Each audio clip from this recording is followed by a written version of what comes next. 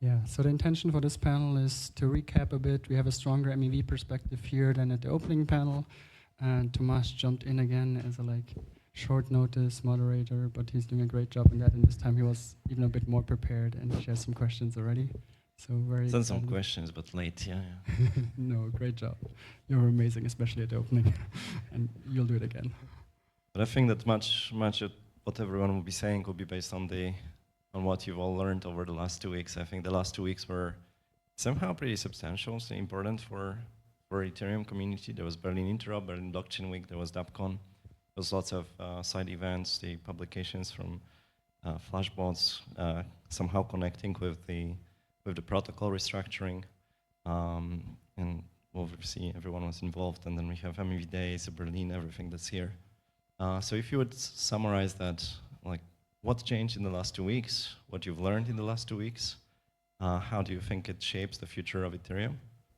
Your thinking, is it just a natural continuation, some big shift? Obviously, I don't know, like I guess there's no introductions anymore because you were here all day and all week, but so maybe let's just start straight with this feel. Yeah, I think I'm pretty excited that I think the protocol is getting to at least what seems to me to be like a pretty reasoned understanding of like where it fits into the world.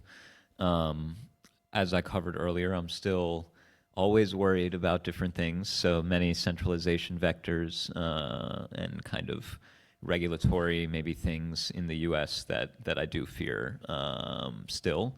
But overall, I think we're pretty well equipped to like have the right trade-off space for the protocol more than ever. It feels like the EIPs, the scheduling, the prioritization is very, I don't know, symphonic, I guess. It's harmonious, maybe is a better word, with all the things people are doing.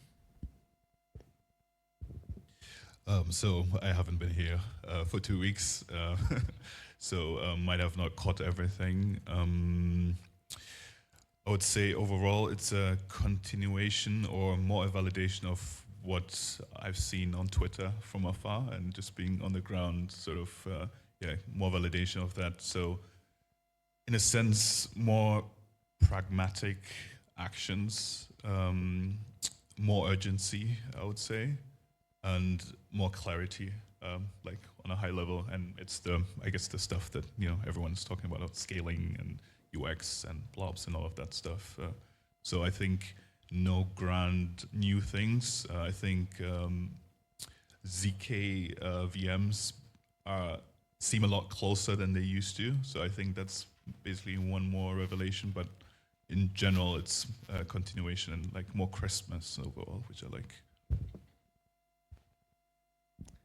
Yeah, I would say this as well. Like it's a good, like clearly like a big shift has happened sort of over the last year, and I think like it's you can see how the energy is like taking shape in the community, so that's great.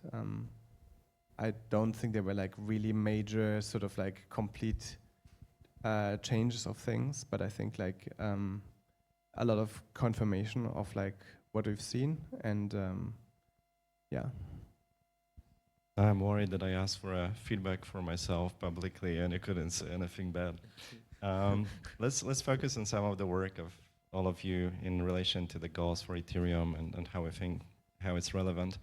So Dankrad, you mentioned in the latest panel that when you started thinking about scaling, when you started observing it more, like it made you think more of all those contexts of privacy and security. And how do you think about it now? Like what are the challenges in scaling? What will be the most relevant aspects to look on this value side of Ethereum?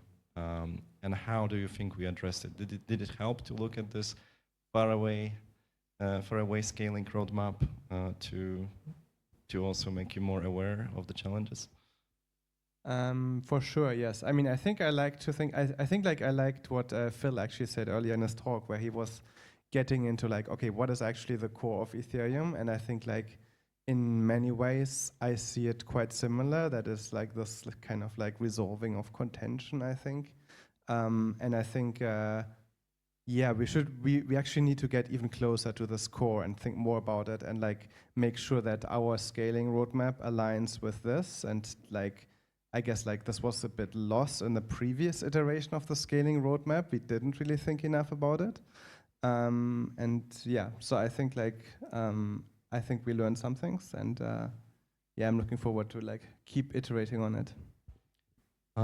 Kubi, with Gattaca, with the designs that you're building, like base rollups, reconfirmations, solutions, and MEV solutions, when we understand very broadly interop and UX, all of this matters. And what do you think will be the biggest change from the work that you're executing into the UX for users? Also, like, can it be understood as scaling improvements or latency changes? Will it enable some scaling improvements? So I would say UX mainly focused on users themselves. So I think, I forgot who said this, I think it was Jonah today. But like, you don't want to pre-conf like a $1 billion transfer. And I don't think anyone needs a pre-conf for that. But it's absolutely fine to pre-conf like a $10 swap or something. So I think with pre-confirmations, the big unlock is that you can, at like a certain layer that is not as quick as, you know, a rollup or a Solana directly, improve the UX vastly. And then combining it with something like shorter slot times, it doesn't have to be a black or white situation, and you can sort of target different use cases by doing both. So that's one big part of the based rollup sort of movement. But the second part is the interoperability, and specifically the L1 being the underlying base layer for interoperability. And this is actually another point that Jonah was making, that we shouldn't use these almost like Band-Aid or like third-party services to like fix the core infrastructure issues. With based rollups, you have the L1 being the source and being the sequencer and being the shared sequencer. And like, I think that's quite a powerful unlock where, so together with the scaling efforts, you make the L1 more attractive, but there's still reasons why certain entities might have like a private execution environment or an environment where they have a bit more control, but you want to make sure that that is interoperable through the L1 and with the L1, and that's like a massive unlock, which I'm quite bullish about. And Phil, maybe coming back to this, MEV is the limit of scaling. How do you think the work of everyone will be shaped by these findings? Ooh, that's an interesting question. I mean, if I put my like most esoteric long-term scientist hat on, I think part of like what Ethereum needs to achieve this vision that I kind of trolled of just like disappearing and being everywhere is to kind of form this like more fundamental science of value transfer and like why things work the way they do. That's like what's required to be credible. I think MEV and spam and latency are all part of that. It's about like how do you actually compress and achieve this kind of conflict resolution that we all agree is valuable, but like onto the like technical plane, which is not exactly mirroring reality. So I think in some ways you can view the spam problem as like a poor compression algorithm of like the actual financial conflict resolution you want to do onto like the substrate, which is this low fee layer 2. So I think what's kind of required is like a new science of this. It's not easy, but it's like part of the like very, very long-term road of like Ethereum actually unlocking a lot more value. And staying with you and thinking of your like a lot of effort on decentralization, also geographic decentralization, and thinking how this is, like, we put at risk by various proposals that we have. So we could see people claiming that pre-confirmations cause the decentralization risk. We could see people saying that Flashbot sometimes in the past was taking trade-offs on decentralization versus solutions to MEV. We see the roadmap from Ethereum Foundation being questioned as maybe centralizing because it's scaling too fast. The same for L2s, giving some space to L2s to grow gives the risks of giving more space to centralized players in the sequencing. If you could all define how this decentralization risks are being addressed, how real they are, and whether it's somehow less safe than it was in the past. Phil? Yeah, I mean, I think they are real if you look at who's staking and like the financial flows in the protocol today. There are some, I see real centralization risks there. I don't think like all hope is lost or anything. I also think there's like, I don't know, a lot of low-hanging fruit. Like in some way, the entire economy of the chain is designed to like induce some form of centralization in like the staking. Maybe we need to be thoughtful about like what is the right line for that. Sometimes centralization is also useful, like logical centralization, consistent interfaces. I would even argue sometimes like a monopolist in sequencing is useful to be able to resolve some conflicts more efficiently. That's a more open question, I think. So I don't know. I think it's not always like a pure like centralization is like a bad word. Sometimes the trade-off is worth it, but we should be intentional about it. And I value people who like do things like call flashbots out. I think many of them are right, and at the very least we need to have an answer for those things and like why we're doing it. I think that's an important way of how ETH stays open and decentralized. So from my perspective, I think I agree with the notion of centralization doesn't always have to be a bad thing, and like sometimes it's necessary and sometimes can't be avoided. And the question is like, how do you constrain centralization enough, or how do we ensure that the core properties of what we are all trying to achieve get maintained, versus just saying anything that's centralized is bad. And I think there's a general consensus that if we want to scale, there needs to be bigger nodes, while at the same time making sure that like there is like a sad path, you know, or a fallback path, and that the big nodes are constrained enough. So I think overall directionally it's correct, but often the devil is in the detail. And like with things like Fossil, like that's a great attempt constraining builders when it comes to public mempool transactions. I know state sensitive, but then again, you know, what about private transactions? What about like contentious transactions? And so I think overall directionally it's correct, but you know, threading the needle like is the difficult part. Yeah. Yeah, I would agree with that. I really like the word properties of decentralization. I think that's what we care about, and like we have to be very intentional about these, and probably like only want to at most make very small trade-off in that space.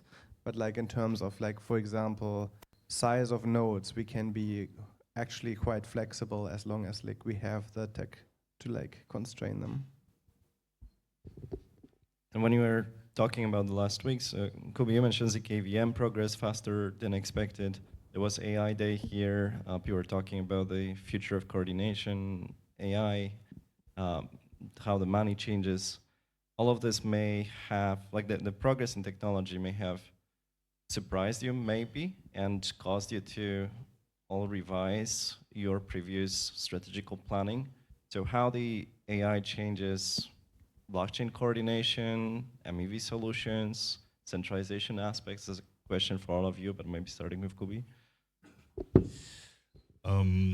So in regards to AI, I don't think anything has changed from my perspective. I think as most teams, probably just using them as tools to like be more efficient and run the organization better. I think the thing that we will be thinking about a lot more is zkVMs improving because it's relevant both for base rollups, but very likely it's looking like it's going to be a reality for the L1 as well. And then obviously as a block builder, what does it mean and how does it affect the market structure? But there's no deep sort of realization at this point. It's more like, okay, this is a lot more urgent, then we thought this will be 5 years out, and so we need to think about it and consider it more deeply, in the short term. Phil? Yeah, I mean, I think I'm actually very hopeful for AI. I think in some ways it's more decentralized than crypto has been. I have a spicy take for the panel, maybe. Curious what y'all think about this. I think Satoshi did an amazing job on like technical decentralization, but the economic decentralization part that like a lot of cryptocurrencies inherit is not perfect. Like Bitcoin is not very well distributed, nor does it necessarily intend to be. Even the infrastructure, it's like distributed enough to be robust, but it's not distributed as like a principle or an ideology. It's more of like libertarian, maybe in ownership based in ideology. And I think there is like some form of tension there. So I don't know. I think AI inherently, there's like kind of global demand for these things. Maybe we can somehow use that to like force function a correction to like Satoshi's bad economics. And I'm going to get flamed on Twitter for this, but it's fine. Dankrad? Well, okay, it's complicated, but I would not agree on AI because actually I think like the way I see it, at least at the moment, there's like, unfortunately, like extreme centralizing forces in the way that it is run. But on the other side, like I think with crypto, I do agree more, and I think like there's an interesting conflict here as well, like on the side like where like the big blockers were right in the sense that like you can get more people to participate if you just have like more capacity, which is I think also an important reason for scaling. I think yes, I think like also from the crypto side, the centralizing forces of AI will be pretty interesting in many ways, because I think like the reality is like, what if 99% of your users are using your product through centralized chatbots? Then the question is like, how decentralized can you really remain? And one question maybe about the structure of Ethereum and the governance, because I'm being invited to podcasts and I keep saying that Ethereum Foundation is just one of the institutions that are shaping the future of Ethereum, that are coordinating. And now Flashbots and the space of Commit Boost, PBS, MEV, but also like internal structure of foundation, of whether it's centralized, decentralized, like all of those participants may have their own views on like how centralized is the structure of Ethereum nowadays, how the governance of Ethereum works, and what is true, what is not true, how much is it a struggle to operate around the foundation, how much of the other institutions have the influence over the future of Ethereum, and how would you describe this governance model now? Who is driving Ethereum? What is the problem to solve? Bill? Yeah, I mean it's an interesting question. I think the foundation is mostly okay. I don't think there's a single answer to who governs Ethereum. Like in my experience, there is a lot of permissionless innovation. I don't know. I think the foundation could always like maybe be a little bit more inclusive or open to things sometimes, is my personal read. But I think there is actually a broadly distributed power base. The research is pretty open. I'm like very, very bullish on ETH research and a lot of the other sub-communities and event-based communities. It does feel like there's a pretty diffuse power structure. So I don't actually have many core complaints on that axis. You could always point out that like there are centralization pockets, but I think that's true in any system, really. Would Ethereum survive without foundation? Probably. Kubi? So I would tend to agree overall. I would say overall the governance process, or just if you think about the EIP and hard fork process, that always involves people, and it involves people talking to each other and credibility. And there's certain venues where these conversations happen. So I think I very much agree with the fact that the organization itself is very open and a lot more proactive actually in engaging outside parties. But that being said, the credibility of who creates a proposal, and like the track record of that person, and like that happens in a circle, right? And that's also a function of those people having the most knowledge often and having spent the most time thinking about that. So I think it's not necessarily a bad thing, but it does originate mostly from the EF still a lot. Will the protocol survive without foundation? Probably. I think people will step up.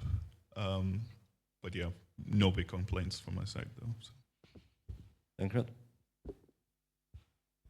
I mean, what does survive mean, right? Like it's a bit of a big question. Is like being 99% less relevant, is that survival? I mean, you have to define that, then probably yes, but I think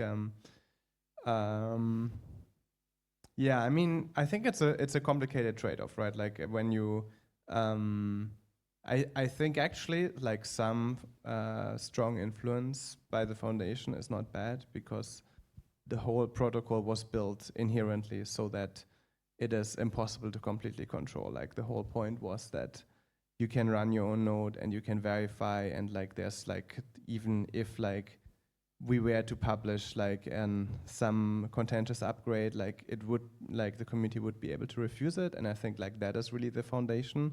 And I think like having some opinionated governance is not bad. You mentioned hard forks.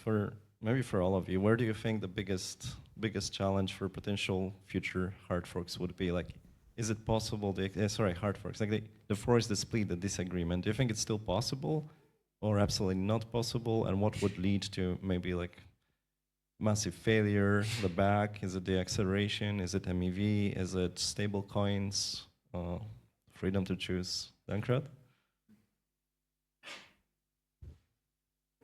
I do think like the disagreements are possible. I think like since it is likely to be such a value destroying event, it is more that it keeps control on the system rather than that it is very likely that will practically be used. Kubi? Yeah. Don't think I have a strong opinion on this. It's definitely possible. Is it realistic that it will happen? Questionable. And what will be the motivation? I'll make a prediction, even though I have low confidence, but just for fun. I think a lot of interesting conversations I've been having are around actually the idea of censorship resistance, especially when applied to like the ultimate conclusion of like what truly having that as a core value means in terms of like what you're building and who it can serve in kind of the real world, especially when it comes to things like unstoppable AIs and like various kinds of new DAO and new financial structures that are maybe not always like well-intentioned to the average person, at least. So I think the limits of that are very interesting, and in polling like the community just one-on-one, I think people are actually very split around like maybe thinking that yes, we really do want to like absolutely maximize this and it's like an ethical thing and like we will accept any downside, and some people actually not being comfortable with like the downsides they would have to accept. So I think that given the recent geopolitical stuff in the US, that could be one vector of fork escalation. That's great. I was looking for some warnings to make everyone think that big risks are there. And we should always think of them. Maybe the question that I ask always in the panels here, we have some group of amazing people here that learned a lot, that contributed a lot. If you were to guide them, what would you tell them to work on for the next year? Phil? Apps that are inherently need geo decentralization. So things that serve people that are outside of New York, outside of like very developed kind of financial areas, or like need to be located there for some reason and benefit kind of that. Nice, Kubi. So I don't know if this will make money, but I would work on censorship resistance or economic censorship resistance and censorship resistance for private transactions. Great. Okay. Censorship resistance, decentralization, geographically, privacy. It comes back. It comes back. We cannot escape it. It's great. Dankrad? I don't know if I have any specific suggestion. I feel like in a little bit, I feel like the Ethereum community has to like regain its confidence in like building the most exciting and the biggest things. So I would like just think about like just stop. I think like after like a long time, you start thinking more and more in the existing like structures and what is being and what are your constraints.